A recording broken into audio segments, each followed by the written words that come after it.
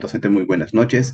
Vamos a ver básicamente la posición del Estado frente a la población, en este caso protestante, ¿no? Bueno, vayamos a recopilar un poco, ¿no? En el 2022, el entonces presidente, ¿no? Pedro Castillo, fue detenido tras su intento de disolver el Congreso. Desde ese entonces, quien asumió el cargo fue la actual presidenta, Dina Boluarte, ¿no? Quien había sido ya más antes vicepresidenta del mismo partido. Sin embargo, muchos de los simpatizantes castillistas, en este caso, integrados por indígenas, campesinos, básicamente la clase popular, salieron a las calles con varias preguntas, premisas o interrogantes, ¿no? Entre ellas estaban la liberación del entonces presidente y la convocatoria de nuevas elecciones y un nuevo referéndum sobre una asamblea constituyente lo más antes posible. El Perú durante casi 3 meses se vio envuelto en protestas violentas, bueno, según la Defensoría del Pueblo, 42 personas habían sido o fueron víctimas mortales, ¿no? Durante las protestas antigubernamentales y han muerto en un enfrentamiento directo con las fuerzas del orden, en este caso las fuerzas militares, mientras otras 7 personas básicamente perdieron la vida, lamentablemente, ¿no?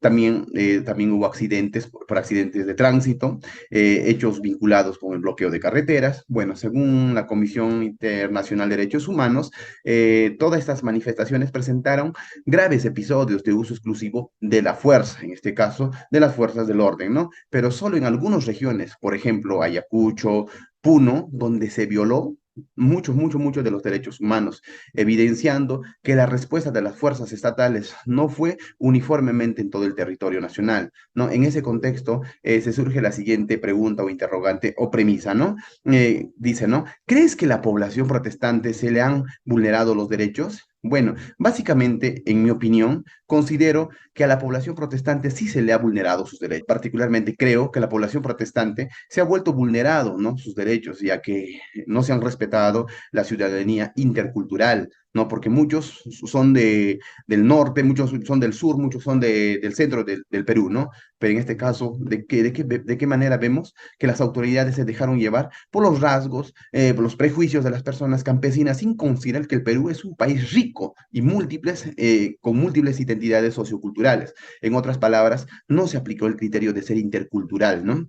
Para entender mejor este término, bueno, hay un autor, Químlica, se le dice, ¿no? Nos explica que un ciudadano intercultural, ¿qué es? Es alguien que solo defiende los principios de un país multicultural, en este caso nuestro país. Sí, y dice también, sino que también muestra una variedad de actitudes personales positivas hacia la diversidad. En otras palabras, lo que el autor enfatiza es que debemos practicar con actitudes propias y como una forma de vida la interculturalidad, dejando de lado los prejuicios arraigados en nuestra sociedad, en este caso las Fuerzas Armadas, policías, que cumplieron un comportamiento contra los protestantes realmente negativamente, ¿no? Con este fragmento reflexionamos que no debemos menospreciar o diferenciarnos entre nosotros mismos, ya sea por el pensamiento, ya sea por la ideología, la raza, religión, ¿no?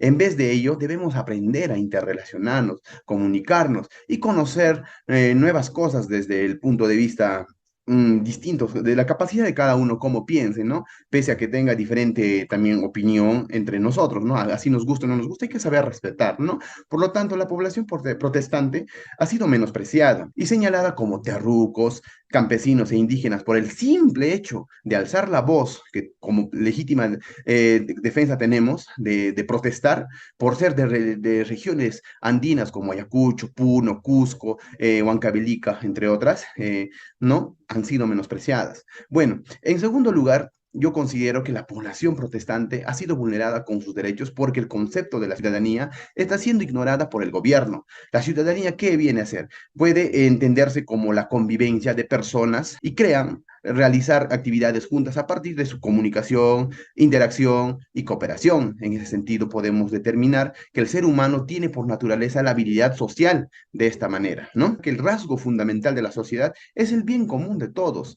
Este no debe ser excluido ni prohibido. En el caso discriminatorio por parte de la fuerza impotente del Estado contra los protestantes, se puede presenciar un comportamiento erróneo que va en contra de la interacción y comunicación de las personas como la sociedad, ¿no?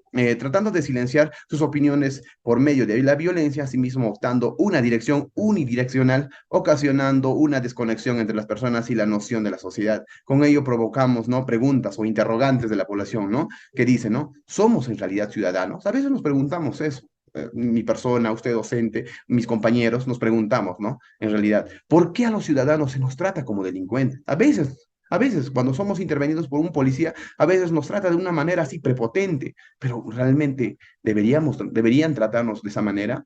Cabe recalcar que a todos estos hechos registrados que vulneran los derechos de la población, tiene que ser investigada de manera eficaz y seria por las instituciones que corresponden, ¿no? Ya que se debe incluir acciones de compensación, rehabilitación médica y hasta psicológica, porque hay muchas personas y niños han quedado de verdad realmente traumados, si se podría decir.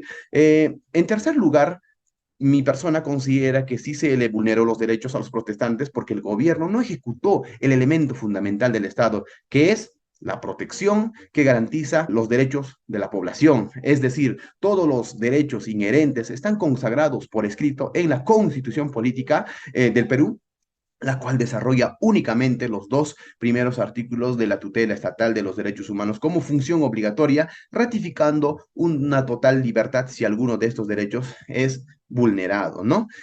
Bueno, tenemos otra frase que viene a ser por Álvarez, ¿no? Dice, ¿no? El Estado es un organismo integrado por instituciones con poder supremo y también está obligado a promover y hacer cumplir los derechos de los ciudadanos como parte del interés o intereses públicos en un territorio determinado, además de que hace cumplir el ordenamiento jurídico, como castigar los actos de parasitismo y definir las relaciones sociales, ¿no? Bueno, a luz de esto, a raíz de todo esto, se presentan derechos vulnerados respecto a los manifestantes, pues la forma en que el Estado comete un delito viola uno de los derechos fundamentales, que es en este caso la dignidad.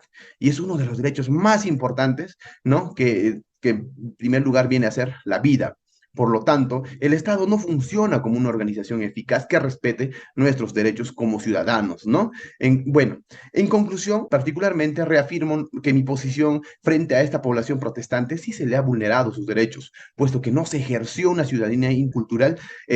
Asimismo, también el gobierno ha ignorado el concepto de ciudadanía y, por último, no se ejecutó el elemento fundamental del Estado. Conforme a esta problemática analizada, es lamentable observar estos panoramas donde el gobierno se enfrenta a su propia población.